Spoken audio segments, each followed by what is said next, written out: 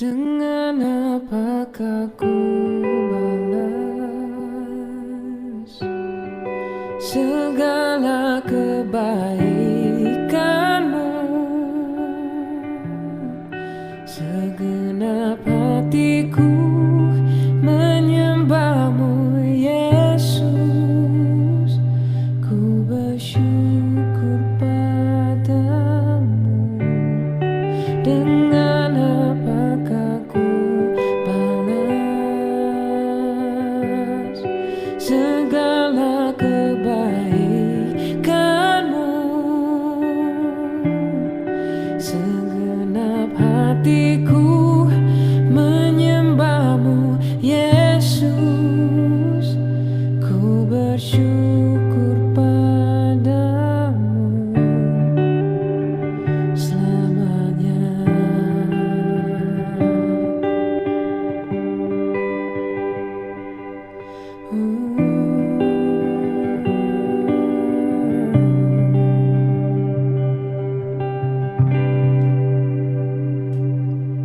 Kau Allah yang setia, Bapa yang mulia, kasih-Mu besar Tuhan. Kau pulihkan hidupku, Kaulah harapanku. Hidupku dalam-Mu. Terima kasih Tuhan, Kau selamatkan hidupku. Dengan apakah ku balas segala kebaikanmu? Segenap hatiku menyembahmu, Yesus. Ku bersyukur padamu. Dengan apakah ku balas segala kebaikanmu? Segenap hatiku menyembahmu, Yesus. Ku bersyukur padamu selamanya.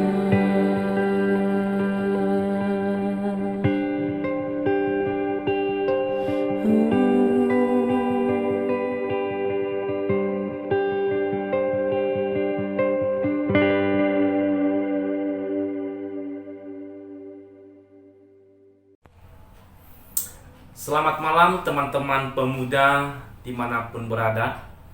Kita mengucap syukur kepada Tuhan oleh karena kasih dan kemurahannya sampai hari ini kita bisa bersama-sama menikmati firman Tuhan melalui video ini. Teman-teman, tidak terasa kita sudah sampai di bulan Oktober. Di agenda kita program tahunan pemuda pada bulan Oktober atau bulan reformasi, kita membahas tentang doktrin daripada John Calvin, seorang bapa reformasi. Dan doktrin John Calvin dikenal dengan tulip atau 5 pokok Calvinis. Nah, inilah yang kita bahas pada malam hari ini. Pertama-tama kita membahas T yang pertama, yaitu total depravity. Sebagai dasar daripada renungan ini, saya mengajak kita membuka Roma pasal 3. Roma pasal 3 ayat 9 sampai 18. Saya bacakan dengan singkat, cepat. Jadi bagaimana? Adakah kita mempunyai kelebihan daripada orang lain? Sama sekali tidak. Sebab di atas telah kita tuduh, baik orang Yahudi maupun orang Yunani, bahwa mereka semua ada di bawah kuasa dosa. Seperti ada tertulis, tidak ada yang benar, seorang pun tidak. Tidak ada yang seorang pun yang berakal budi. Tidak ada seorang pun yang mencari Allah. Semua orang telah menyeleweng. Mereka semua tidak berguna.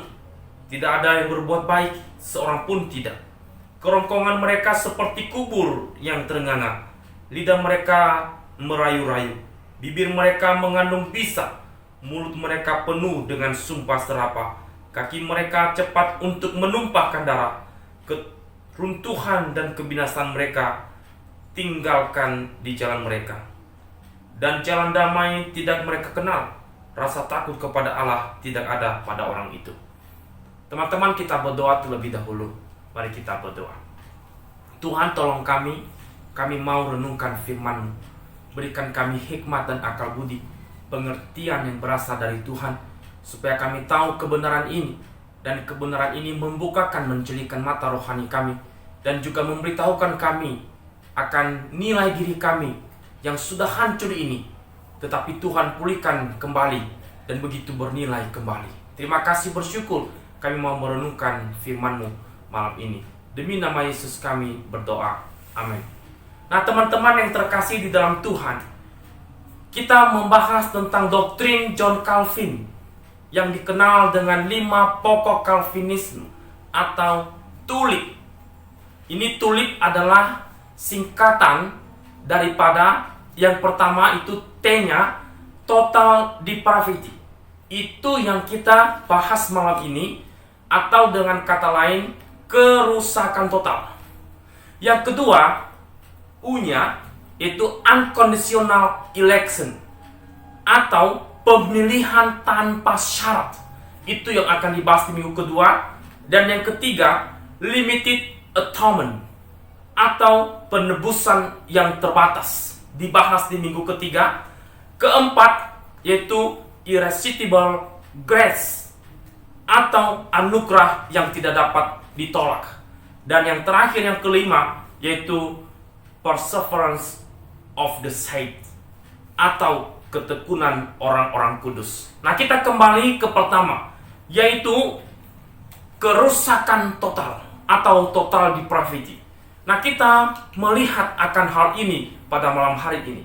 Nah, teman-teman, kerusakan total itu berkaitan erat dengan kisah kejatuhan yang terjadi di Taman Eden.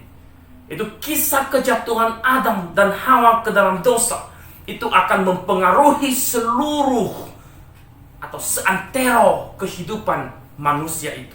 Yang menjadi pertanyaan adalah, sejauh manakah kerusakan pada diri manusia itu setelah jatuh dalam dosa?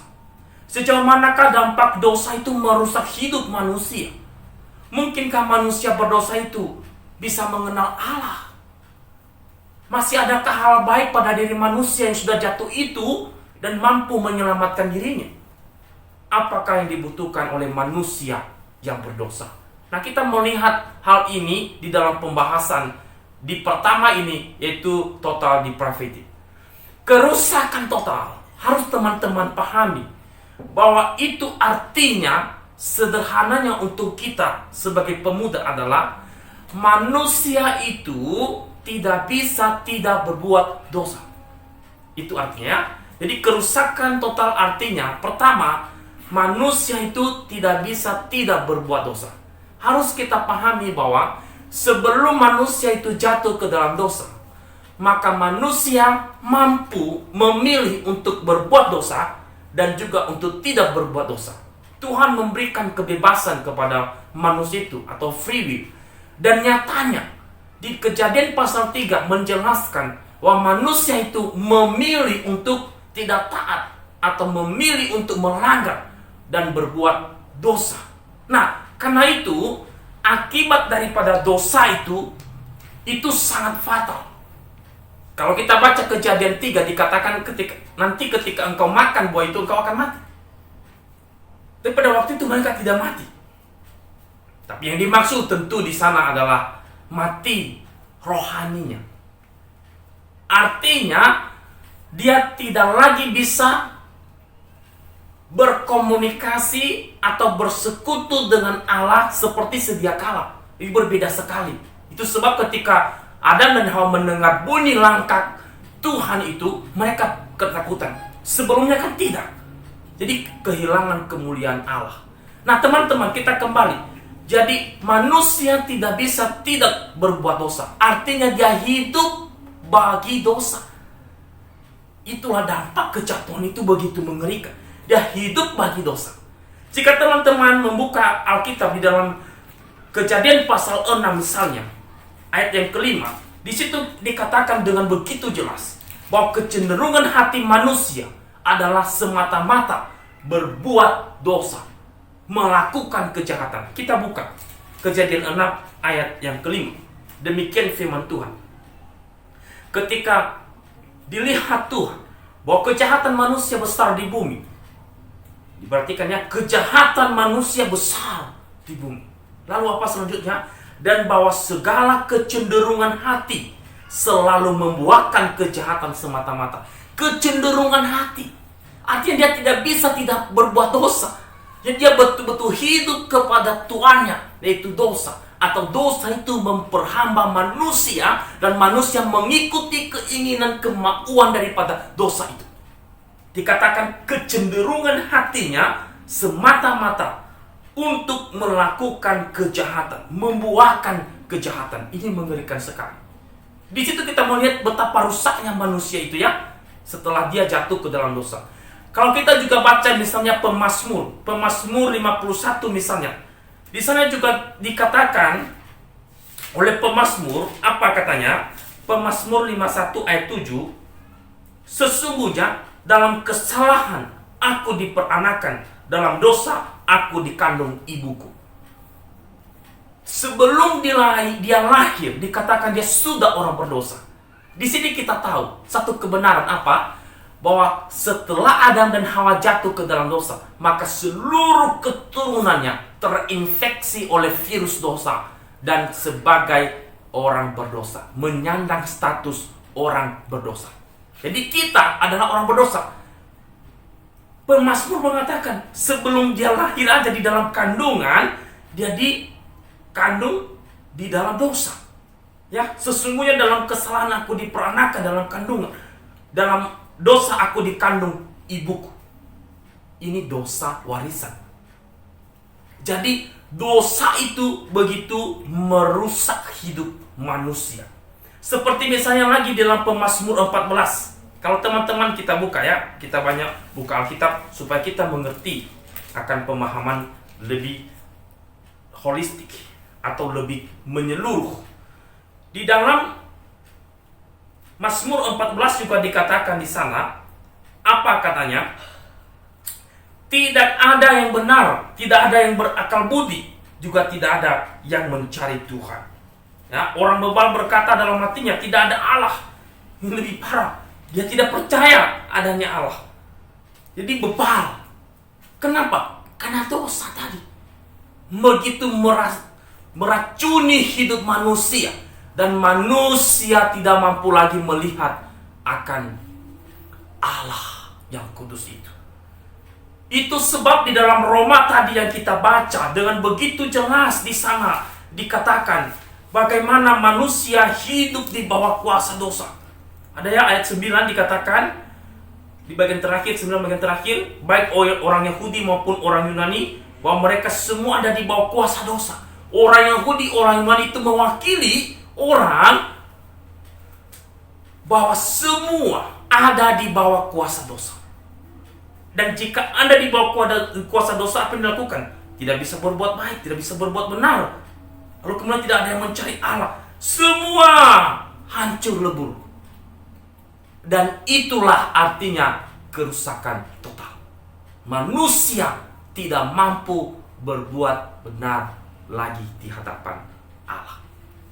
Yang kedua, kerusakan total artinya apa? Ketidakberdayaan untuk hidup benar dan baik. Tidak ada daya untuk hidup benar, untuk hidup baik. Tidak ada kebaikan sejati yang lahir dari orang berdosa, teman-teman. Tidak ada. Sehingga itu tidak dapat menjamin untuk dia dapat menyelamatkan dirinya sendiri.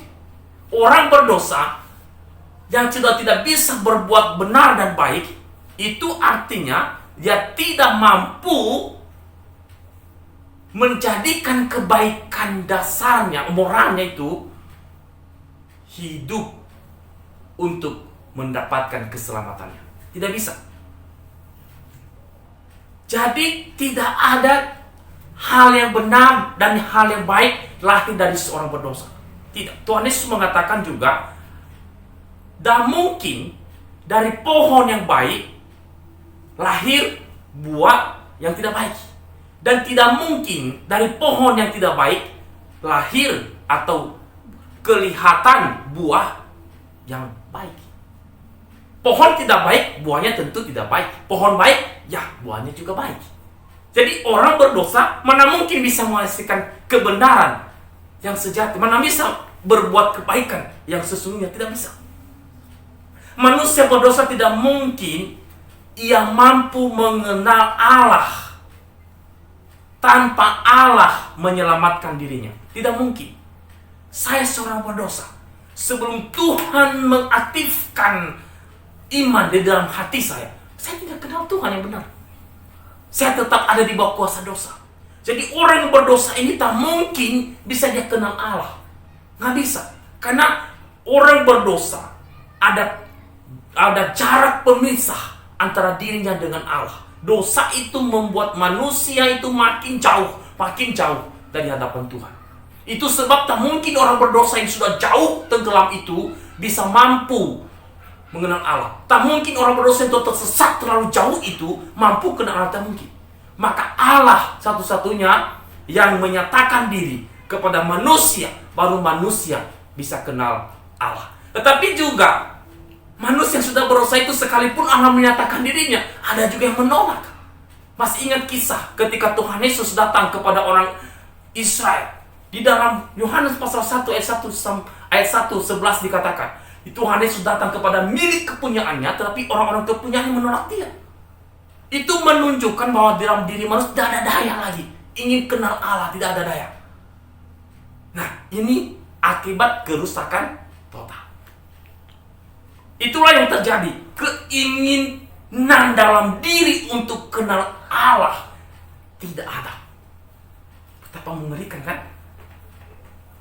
Allah yang agung, yang kudus, yang penuh kasih itu, Ia memanggil kita di dalam dan melalui Kristus, anaknya, putra tunggal satu-satunya itu. Dan melalui kuasa Roh Kudus. Pada waktu firman diberitakan, hati kita didorong oleh kuasa ilahi itu, sehingga kita mengenal Allah. Jadi orang berdosa, dia mampu kenal Allah hanya mungkin jika Allah mengaktifkan iman rohaninya. Di dalam Efesus pasal 2 ayat 1 dikatakan bahwa kita mati karena dosa-dosa kita. Kita mati di dalam kerohanian kita. Nggak mungkin bisa. Orang mati nggak mungkin bisa hidup. Nggak mungkin. Tapi yang menghidupkan dia adalah yang paling tinggi, yaitu Tuhan. Ketika Tuhan menghidupkan rohani kita yang sudah mati, maka hiduplah kita atau rohani kita. Ya. Nah, jadi itu teman-temannya, kita harus melihat hal ini. Jadi apa sebetulnya kebutuhan dan solusi bagi orang yang sudah jatuh ini, yang sudah rusak ini? Maka butuh Allah yang memulihkan kita. Itu sebab Allah merancangkan karya agungnya untuk penembusan kita, manusia berdosa, melalui di dalam Yesus Kristus. Yesus Kristus mengerjakan penebusan itu dengan jalan salib. Ia harus mati di atas kayu salib. Ia bangkit pada hari ketiga. Lalu kemudian ia naik ke surga, menyediakan tempat untuk kita, untuk orang-orang yang percaya kepadanya. Dan melalui firman Tuhan yang kita dengar, yang didengar oleh semua orang, maka dari situ iman muncul di dalam hati orang itu, sehingga aktif dia. tentu itu adalah pekerjaan Roh Kudus yang menginsafkan dia, yang menghidupkan imannya. Sehingga iman itu memimpin dia kepada Kristus dan sampai pada kekekalan. Nah, itulah solusi dan itu kebutuhan yang dibutuhkan oleh orang berdosa. Teman-teman, paling tidak ada beberapa pelajaran yang kita ambil daripada doktrin ini. Itu yang pertama, memberitahukan kita betapa buruknya diri kita orang berdosa di hadapan Tuhan, dan betapa kita harusnya dibinasakan ke dalam api neraka. Apa yang pantas untuk kita? Tidak ada lain, dibinasakan sebetulnya. Karena kita orang berdosa yang begitu najis di hadapan Allah. Tapi Allah mengasihi kita orang berdosa ini, sehingga Ia mengutus anaknya Yesus Kristus. Artinya apa? Setelah kita melihat diri kita orang berdosa ini, kita juga melihat nilai diri kita yang begitu agung, karena Yesus tebus dengan darahnya yang begitu mahal. Jadi nilai diri kita begitu tinggi kembali ketika dipulihkan oleh Kristus. Orang berdosa butuh anugerah Tuhan. Tidak bisa kita selamatkan diri kita sendiri. Kita butuh anugerah Tuhan di dalam dan melalui Yesus Kristus. Melalui karya penebusan Yesus Kristus, maka diri kita orang berdosa ini berarti, bermakna, dan punya tujuan. Dan inilah sukacita bagi kita. Kiranya Tuhan memberkati kita, dan kiranya Tuhan menolong kita menghidupi iman ini dengan bersandarkan pada kasih karunia. Amin.